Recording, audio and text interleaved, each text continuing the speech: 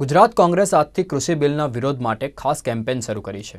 ચાલો ખેતરે ચાલો ગામડે નામનું કેમ્પેન શરૂ થતાં જેને ભાજપે વખોડી છે, ત્યારે આ બાબતે ભાજપના પ્રવક્તા ભરત પંડ્યાએ નિવેદન આપ્યું હતું કે કોંગ્રેસે ખેડૂતોને ખોટા રસ્તે દોરવાનો આ કેમ્પેન પ્રયાસ હાથ ધર્યો છે, તો કોંગ્રેસ દેશમાં વિકાસ નહીં પણ વિવાદ ઈચ્છે છે। તેમણે એમ પણ જણાવ્યું હતું કે જે ખેડૂત વિરોધી હશે એ બિલનો ક્યારેય વિરોધ કરશે નહીં।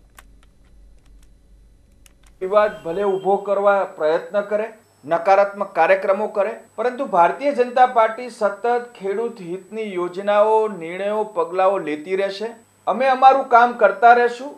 પ્રધાનમંત્રી શ્રી નરેન્દ્રભાઈ મોદી 25 ડિસેમ્બરના રોજ બપોરે 12 વાગે ખેડૂતોને, દેશના લોકોને સંબોધન કરવાના છે।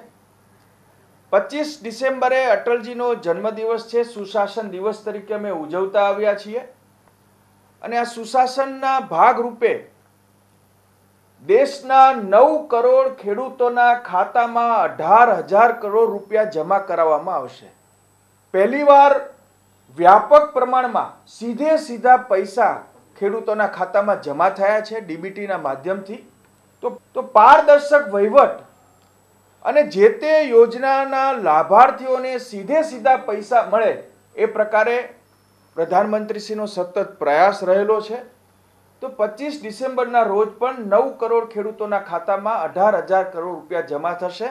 અમે અમારા ખેડૂત હિતના પગલાઓ સતત લેતા રહેશું। રાજકીય